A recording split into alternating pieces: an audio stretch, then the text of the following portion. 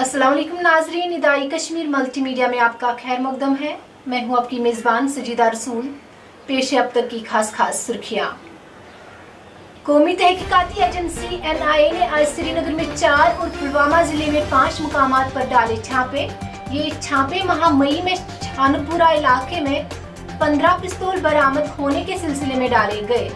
ताहम पुलवामा में एक कंस्ट्रक्शन साइट पर धमाका हुआ है। धमाके में कई मजदूरों के जख्मी होने की इत्तला है। पुलवामा में चलती रेल के जद में आने से 70 साल शख्स की मौत। मोहलिक शख्स की शनाख्त मोहम्मद रमजान वगे वल्द अब्दुल खालिक वगे साकिना इब्रा बंदना पुलवामा के बतौर हुई है। उरी में रेड ब्रिज के नजदीक पसिया गिर आने के नतीजे में श्रीनगर मुजफ्फराबाद शहरा पर ट्रैफिक मुअत्तल। पसियों को हटाने और शहरा की बहाली के लिए काम शुरू कर दिया गया है। अनंतनाग पुलिस ने 4 मंशियात फरोश को किया मंशियात समेत गिरफ्तार।